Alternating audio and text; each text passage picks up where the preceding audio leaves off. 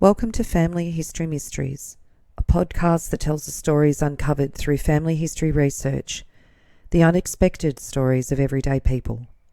I am an avid family historian who has been compiling my family tree for over 15 years, with nearly 20,000 people recorded in my tree. And please put a review on my podcast. That will certainly help in getting the word out there and creating more listenership. Episode 149, Thomas Griffiths Wainewright. Thomas Griffiths Wainewright was an English artist, an author, but he was also a suspected serial killer. He gained a reputation as reckless and extravagant, both in his manner and dress. In 1837, he was transported to Van Diemen's Land for defrauding the Bank of England. Thomas was born in October 1794 in Chiswick, England, to Thomas Wainewright and Anne Griffiths. Anne was one of two daughters and was born at Chiswick in October 1794. She was the daughter of Dr. Ralph Griffiths, a publisher of the Monthly Review, to whom Thomas had his second name. The Monthly Review was England's original literary magazine.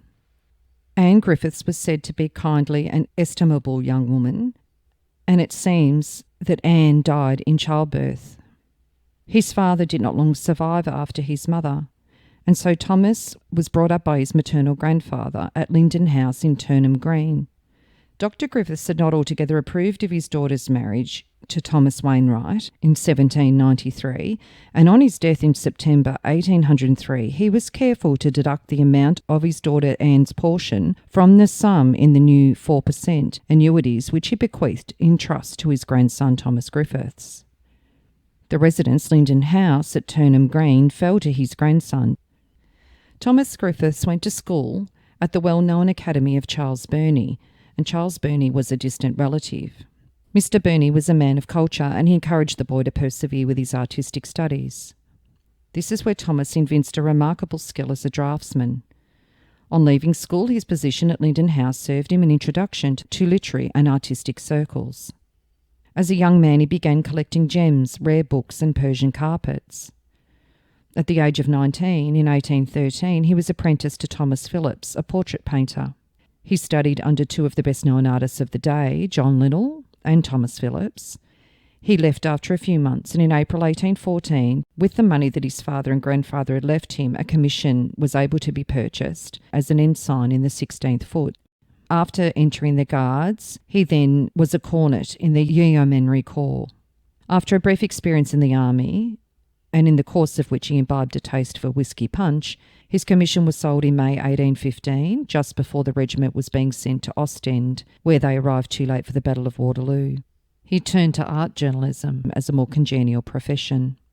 He was an artist, intelligent and well-educated, and now free to do whatever he wished within the limits of a fairly modest income.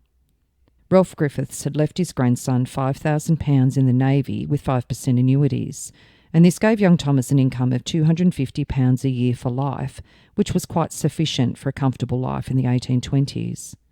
But Wainewright, knowing luxury for an early age, was living well beyond his means by the time he married, and at this point he had suffered severe illnesses accompanied by hypochondria and neurotic symptoms, and quite possibly a nervous breakdown. He says later that he recovered partly through the nursing of a most delicately affectionate and unwearied, though young and fragile nurse. This was almost certainly his wife, Eliza Frances Ward, who he married on the 13th of November 1817 at St Martin of the Fields, when he was 23 and Eliza 21. Eliza Frances Ward was the daughter of Mrs Abercrombie. She was a widow, and Frances's father was her first husband, and she resided at Mortlake. The newly married couple lived at Twickenham, and then they lived at Great Marlborough Street, where they were for the next 10 years. Their apartment, once occupied by Mrs Siddons, appears to have been fairly large. In one of his essays, Thomas describes his own rooms in this apartment, and they sound luxurious. They contained expensive furniture, objects of art, and many pictures and prints, in which he gives an inventory and cost, nearly £20, quite a lot on an income of £250 a year, and a collection of luxuriously bound books. The couple kept at least one manservant. They gave frequent dinner parties to which they invited many well-known men, such as the artist Sir David Wilkie, writers including Charles Lamb, John Clare and John Forster, the future biographer of Charles Dickens, and actors such as William Macready. It seems obvious that Thomas was living well above his means at this point, and his uncle was paying the rent of the apartment. In 1819, he contributed to a publication known as the Pocket Book, Blackwood's Magazine and the Quarterly Review, and under the pseudonyms of Egmont Bonmot and Janus Weathercock, he was a fairly frequent contributor from 1820 to 1823. He's described by contemporaries at this time as being an overdressed young man, his white hands bespangled with regal rings, with an undressed military air and the conversation of a smart, lively, heartless, voluptuous coxcomb. Also mentioned are his attributes as being effeminate in manner, thick, sensual lips, and a wavering voice scarcely above a whisper. Thomas painted Byron's portrait and exhibited regularly at the Royal Academy during the early 1820s. He was good friends with Henry Fuseli, William Blake and Charles Lamb, and he knew John Clare, William Hazlitt, Thomas de Quincey, Barry Cornwall and John Keats. He wrote an art criticism for the London Magazine in its heyday, and he was described as famously amiable, kind and good-hearted, although silver-tongued and tremendously dandy. With already having a career in art, his work was being exhibited at the Royal Academy. His pictures there comprised of A Romance from Undine, painted in 1821, Paris in the Chamber of Helen, 1822, The Milkmaid's Song, 1824, Scene from Der Fragleuse, 1825, Sketch from La Jerusalem Liberata, 1825. He excelled, it is said, not in oils, but in watercolour and monochrome sketches and in crayon drawings. The British Museum print room possesses a sepia drawing by him, coarse and indelicate both in subject and treatment, but by no means devoid of technical skill. It's officially entitled A Lady Passing Two Lovers Who Are Seated on a Bank Embracing. Wainwright endeavoured to eke out the scanty annuity, but this is when he showed himself to be an ingenious and unscrupulous criminal. He cultivated expensive tastes, and the annuity he was receiving was by no means enough for him. In 1826, his creditors became pressing and he approached the trustees of his legacy for permission to draw on the capital, and they wouldn't allow it. So Wainwright used his skill as an artist and forged the order for £2,259. After forging the 4 signatures, he presented the order at the Bank of England and had no difficulty in getting the money. He spent at least £8,000 in about 5 years, a considerable sum, and at that time a well-paid professional man would have only earned about £400 a year and lived quite well from it. Wainwright made a final venture as an author with the publication of a curious and rare little volume entitled Some Passages in the Life of Egmont Bonmot, Esquire, and it was published in 1827 and consisted of 47 pages. At least 40 of those pages were devoted at sneers at rival authors. By September 1827, Thomas and his wife had gone to live with his uncle George Griffiths in Linden House. The reason for this may have been that Mrs. Wainwright was pregnant. Thomas and Eliza had a son, Griffiths Wainewright, and he was born in January 1828 and christened on the 4th of June 1828. The couple had not been long in Linden House when George Griffiths, a bachelor of 58, died suddenly on the 5th of February 1828. It was said later that he died from convulsions and was in terrible agony, but there was no evidence for this, only servants' gossip. It was said, though, that this was a time when Thomas was experimenting and he jotted down in his diary observations of the effect of poison. As a result of his uncle's death, Wainwright inherited the handsome family home at Linden House, and they continued to live in Linden House in some style. One biographer estimated that it cost about £1,000 per year to run Linden House. Such a life was expensive, and 15 months after his uncle died, Thomas went to his friend John Atkinson. This time he mortgaged Linden House and its estate as further security for the annuity of £150 and for a further £2,000 which had been lent to him by Atkinson. Once again, Wainwright received a further £1,500 loan as part of this transaction. Despite all this, he apparently owed large sums to local tradesmen, £200 to his butcher, for example. Also, not long after the death of George Griffiths, Thomas's mother-in-law, Mrs. Abercrombie, sold her small property in Mortlake, worth about £300, and in or about 1830, she and her 2 other daughters, Helen and Madeline, the half-sisters of Mrs. Wainwright, came to live with the Wainwrights in Linden House. Despite the mortgage and the loan in 1829, Wainwright's dire need for money is shown by the fact that in July 1830, Thomas granted a bill of sale on the entire contents of Linden House, furniture and effects, to a man called Sharpus, a crockery merchant, but in fact a moneylender to whom Thomas owed £610. A sheriff's officer took up residence in Linden House to see that the contents were not removed. Thomas also owned £200 to a friend, as well as money to his local tradesman. The bill for £610 was allowed to stand over until the 21st of December, but by the 12th of December the family had moved to lodgings in Conduit Street, which was then quite fashionable. In the same year, Thomas insured Helen's life in the Palladium and Eagle offices. The insurance in both cases covered only a short period of 2 to 3 years. Conveniently for Wainwright, Helen's mother died very suddenly in August 1830. At Conduit Street on the 21st of December, Helen Abercrombie died in great agony, the symptoms of her brief illness being described by her nurse as identical with those of her mother and George Griffiths. She was only 21 years and 9 months when she died. Wainwright's remarkable foresight failed him in one point. Owing to many suspicious circumstances attending the proposals made in the name of Miss Abercrombie, the insurance officers refused to pay, and it was with the utmost difficulty that he managed to raise a loan of £1,000 on the security of his claims. The doctor was called prior to Helen's death and was given medicines. By the 19th of December, Helen was delirious. Thomas referred to in his diary, obviously the girl, being going and strong, was a more refractory subject than her mother. By the 20th, the visit from the doctor just averted the end. Doctors can be very meddlesome at times. It was said that on the day that Helen Abercrombie died, that both Wainwright and his wife prepared a jelly for the patient, and they stayed with her until she'd eaten it and went off for a stroll. When they returned at 4 p.m, Helen was dead. It was said that Helen was gentle, timid, and adorer of her half-sister's husband, and would sit for hours reading his writings, worshipping at the feet of his genius. Also, she knew nothing of business. Above all, she trusted Wainwright implicitly. In the end, it was found that Thomas had arranged to insure Helen's life in various companies for the amount totalling of £18,000. Thomas advised her, and she agreed. She did not know of the whisperings between Wainwright and his wife, nor of the wife's willingness to participate in what was to be done. So once he went through the insurance companies to make the claims, the insurance authorities refused, thinking that there was some misrepresentation. Helen had made a will, leaving £18,000 in insurance to her sister Madeline, with Wainwright as a sole executor. There's no evidence to show that Madeline saw the net being drawn about her, but the insurance companies came to the rescue by refusing to pay the money and suspected the truth. Mrs. Wainwright had been more openly involved with the insurance officers than her husband, and 2 important documents were in her hand rather than his, as they should have been.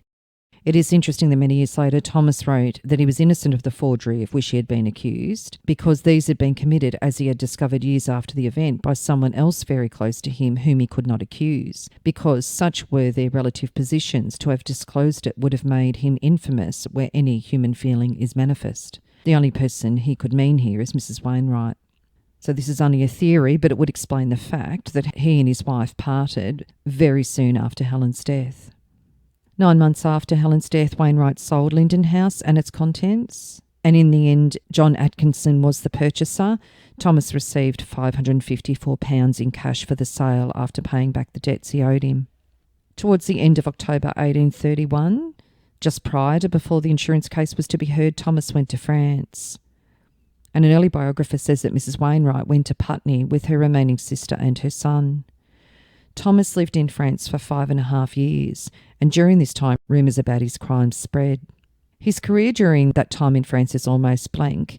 He met a friend in Boulogne in France, a Norfolk gentleman who was living there, also there to avoid debtors, and the friend invited Wainwright to be his guest. The invitation was accepted. Such hospitality had to be recognised, and Wainwright set about to do so. He persuaded his friend to take out a liberal insurance in an English company, and when it was complete, the friend got ill one evening, and as they were sipping coffee after dinner, died in much pain. In Paris, he was seized as a suspect and kept in prison for 6 months. The reason why he was imprisoned was that his papers were not satisfactory after going through Brittany and then later through Paris. He carried a curious finger ring with crystals of strychnine carried in the ring by the agency of which his sister-in-law, uncle, mother-in-law and the Norfolk friend, whose all lives he'd insured, were hurried out of this world. It is not certain if more people died from the contents of that ring than records tell. However, he was released, and then as he returned to London, his actions finally caught up with him. When he was arrested, he was in disguise when he returned to London. He was tried at the Old Bailey, not for murder, which could never be proved, but for forgery and perpetrating a fraud by forgery for the transfer of stock. His reputation was already in tatters. He was arrested at the Covent Garden Hotel upon a warrant obtained against him by the Bank of England for the forgery of 1826. He was tried at the Old Bailey on the 5th of July. He pled guilty to uttering the forged cheque, and the bank consented to waive the capital charge. The sentence of the court branded him a despicable outcast, and he was transported for life to Van Diemen's Land.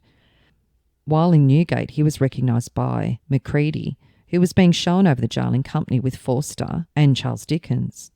He is stated to have tacitly admitted that he poisoned Helen Abercrombie. To a Lombard Street visitor, he is said to have retorted, "Sir, you city men enter upon your speculations and take your chances of them. Some of your speculations succeed and some fail. Mine happen to have failed." In Newgate, he boasted of still being a gentleman. He left England on the Susan on the 5th of August 1837. He was 43 at the time. He was described as 5'5". He can write in Greek and Latin and had written in journals and was a first-rate painter. Rumours of his expertise as a poisoner travelled with him, as did his reputation as a seducer of women. He arrived in Van Diemen's Land on the 21st of November 1837. About this time, his wife and son left for the US. His belongings were all sold. In Van Diemen's Land, he was first assigned to a road gang and then to a hospital where he started to paint portraits.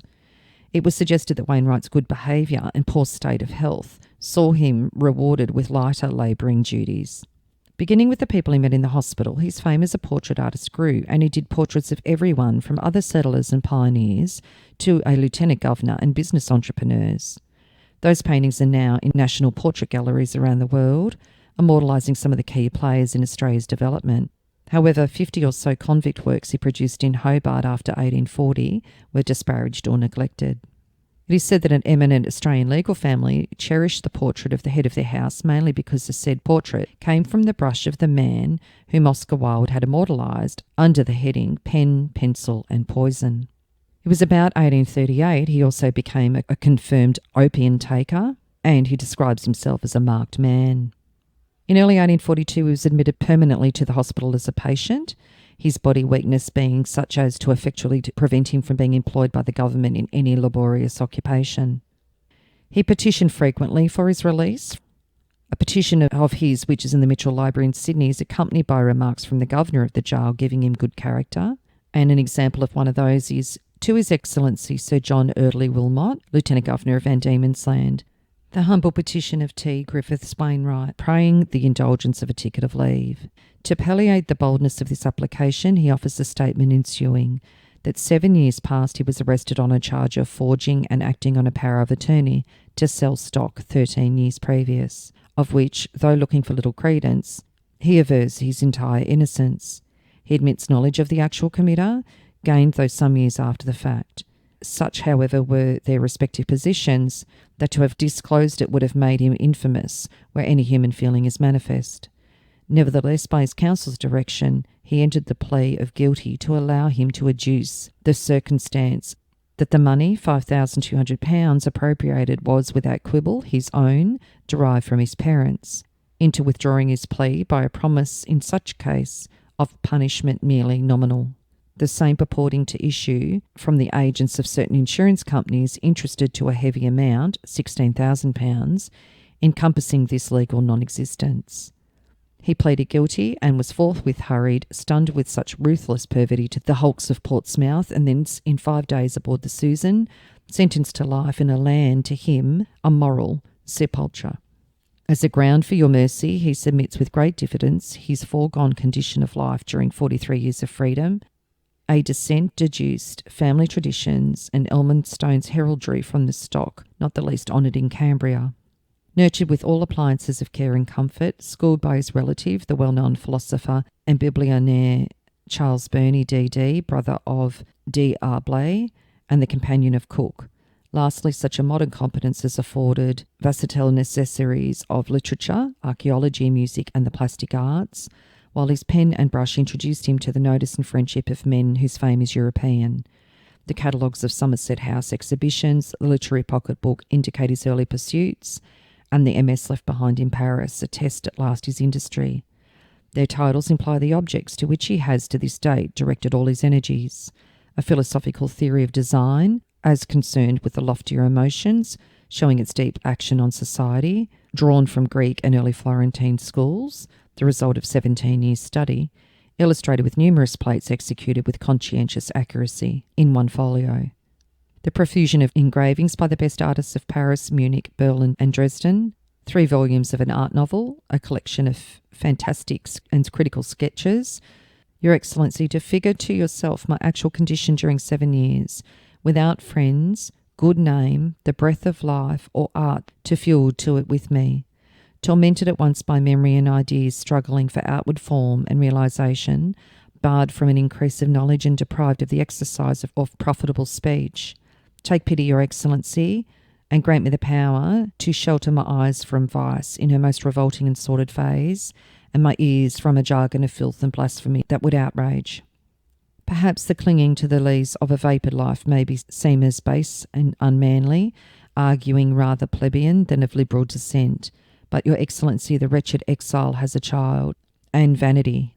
7 years of study, demeanour may be, in some degree, promise that no indulgence shall ever be abused by Your Excellency's miserable petitioner, T.G. Wainewright. When he put this petition in for his ticket of leave, hospital staff became his most forthright defenders and supporters. James Fitzgerald noted that the steady and respectful manner in which he has behaved himself, and by which means he has acquired the goodwill and respect of the officers of the medical department to whom he is known. The doctors, Cook, Mayor and Clark considered him as a man of considerable attainments, who might have his talents as an artist turned to good account if he were permitted to exercise them free from the restraint now necessarily imposed upon him, and all of them testified to his unexceptional conduct. Interestingly, Mrs. Wainwright actually had a request to the Colonial Secretary to obtain information concerning her husband in 1845. He was released on a ticket of leave and was allowed to open a studio in Hobart Town and executed a number of portraits there. This was classed as semi-freedom. He moved to his lodgings in Campbell Street and set up his practice and was able to charge 4 shillings a day for his service.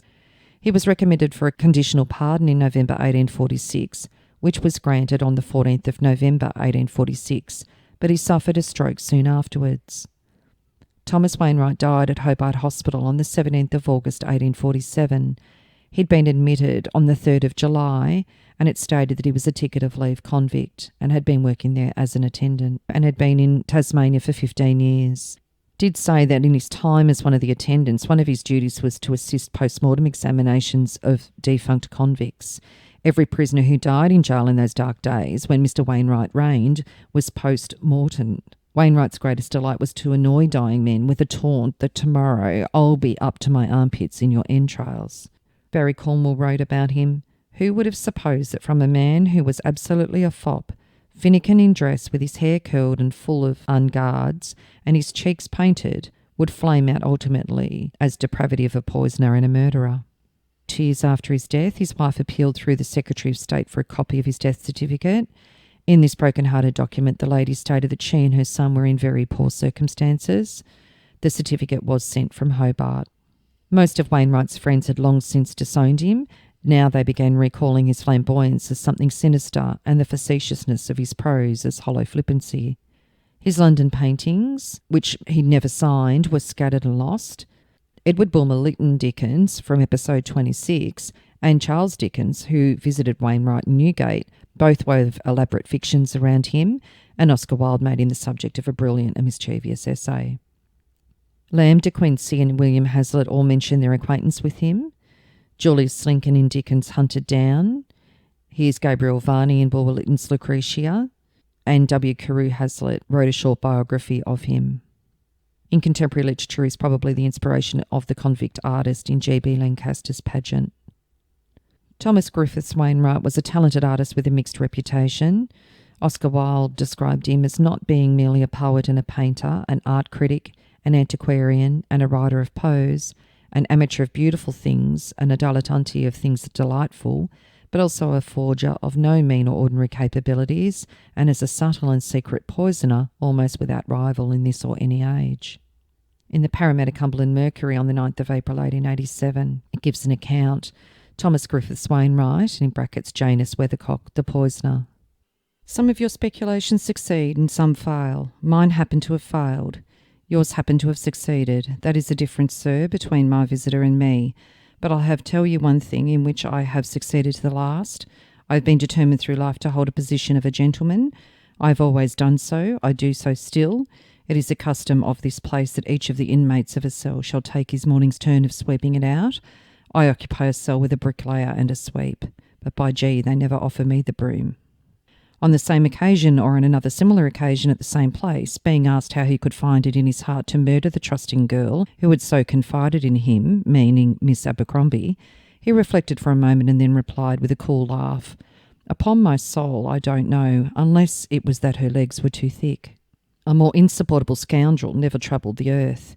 He had kept a diary. The insurance officers, for the masterly stroke of sending to a French inn where he had lived, paying the bill he had left unpaid, and demanding the effects he had left there, obtained the possession of it. Description of this demoniscal document cannot be attempted, but it contained a kind of index to the details of his various crimes, set forth with a voluptuous cruelty and a loathsome exaltation, worthy of the diseased vanity of such a masterpiece of evil. In the meantime, says Mr. Telford in his version of the affair, proceedings were taken on behalf of Miss Abercrombie's sister by her husband, Mr. Wheatley, to render the insurances available for her benefit, which induced the prisoner to revengefully offer communications to the insurance officers, which might defeat a purpose entirely foreign to his own, and for which he hoped might procure him, through their intercession, a mitigation of a more severe incident to his sentence. In this expectation he was miserably disappointed, for though, in a pursuance of their promise, the directors of one of the offices made communication to the Secretary of the State for the Home Department, the result, instead of a mitigation, was an order to place him in irons and send him to his place of punishment in the Susan, a vessel about to convey 300 convicts. In Newgate, the gay-hearted creature was sublime. He asserted himself as a poet, a philosopher, and a martyr. He claimed for himself a soul whose nutriment is love, and its offspring are divine song and its holier philosophy. When writing, even in the hold of the convict ship, to complain of his being placed in irons, he said, "They think me a desperado, me, the companion of poets, philosophers, and artists and musicians. A desperado? You will smile at this.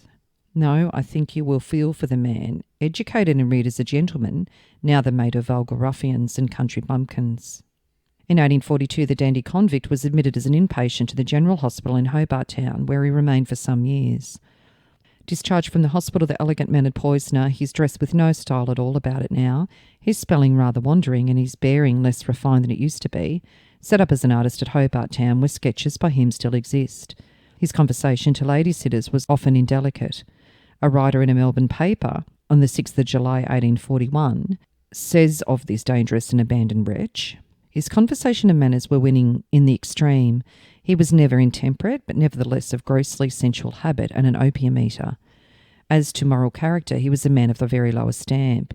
He seemed to be possessed by ingrained malignity of disposition, which kept him constantly on the very confines of murder, and he took a perverse pleasure in introducing persons who had befriended him. There is a terrible story told of how savage his malignity was towards a fellow patient in the hospital, a convict, against whom he bore a grudge. The man was in a state of collapse. His extremities were already growing cold. Death had him by the throat. Wainwright's sneakish eyes kindled with unearthly fire, and he at once saw the fatal sign. He stole softly, as a cat, to the man's pallet, and hissed exultingly into his dying ears, "You are a dead man. In 24 hours your soul will be in hell, and my arms will be to that," touching his elbow, "in your body, dissecting you." Such was an ingrained and satanic wickedness of this triple murderer. This delight of society attempted to poison people who had become obnoxious to him. Even in that polluted, that corner of the world, the man was dreaded, hated, and shunned. No chance homicide had imbrued his hands, but a subtle series of cowardly and atrocious crimes. His sole friend and companion was a cat, for which he evinced an extraordinary and sentimental affection. In 1852, this gentlemanly monster was struck down in a moment as with a thunderbolt by apoplexy.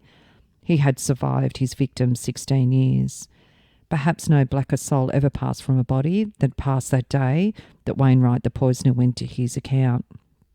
And in 1941, it says, objection was taken recently to the inclusion in an Australian art collection for an exhibition in America of one painting made by the notorious Wainwright. The incident recalls the story of a heartless rogue. So a little on his wife and son. Eliza was living in Hellemond, West Canada in 1861, and she died in Watford, Hertfordshire, in the UK in March 1863 at the age of 66. His son Griffiths Wainewright was born in January 1828, and he married Mary Jane Pym in England on the 16th of May 1857 when he was 29 and Mary 33. She'd previously been married to John Maitland, who died at sea in 1855. Griffith's occupation on their marriage certificate was Esquire, and he resided at St James's in Paddington. In the 1861 census, Griffith and Mary were living at Hellemond, Northumberland, Canada West, and in 1891 they were living at Calgary, and his occupation was listed as a gentleman. Griffiths Wainwright was recorded in the 1911 Canadian census, aged 83, living in Vancouver with his son Claude, daughter-in-law Margaret, and grandchildren Lionel, Alan and Williams. Griffith died on the 16th of August 1914 in Vancouver, aged 86. And his children, the grandchildren of Thomas Wainwright, Claude Beauchamp Paget Wainwright was born in October 1858 at Ontario, Canada. He married Margaret Bertha Hyming in Victoria in 1888. He was a storekeeper there. They had 7 children. In 1891, Claude was working as a dyer and living in Chapel Street, Prahran. They returned to Canada by 1901, living in Vancouver, where he listed his occupation as a commercial agent. In 1911, in Canada, he was listed as a manager working at Plandy Company, and Claude died on the 12th of July 1951 in Vancouver, aged 91. His children, Lionel Claude, born in Healesville, Victoria on the 24th of January 1889. At the age of 16, he joined the 6th Regiment Duke of Connaught's Own Rifles in Canada as a private and moved to New York in 1914. He married twice and had no children and died in California in 1947, aged 58. Alan C. Wainwright was born in June 1890 in Victoria. Victor Charles Wainwright was born in 1890 in Hawthorne, Victoria, and died in Vancouver in 1955, aged 65. Wollaston Guy Wainwright was born on the 13th of August 1891 in Prahran. Wollaston enlisted in World War I in 1914 and married Dorothy Gardner. Charles Eric Wainwright was stillborn in 1894, and Winifred Florence Wainwright was born in Brompton on the 13th of March 1896 and died in Vancouver in June 1968, aged 72. The other children of Griffiths was Beatrice Mary Louisa Wainwright, born in 1860 in Ontario. Arthur Edward Wainwright was baptised in England on the 21st of February 1862, and the youngest, Constance Emily Wainwright, was born in Ontario on the 15th of June 1862. She married Thomas Stone in November 1890, and they had 2 sons. Constance died in Vancouver on the 18th of February 1948 at the age of 85. So the story of Thomas Griffiths Wainwright certainly covered quite a few countries, so England, Australia, Canada, in his generation and succeeding generations. If you are interested in sharing your story on my podcast, Family History Mysteries, please go to my Facebook page and send me a message. If you would like some assistance in filling in the gaps in your family tree to see what mysteries you solve, please get in touch. And don't forget, you can have early access to episodes by subscribing, and you'll also gain access to bonus episodes.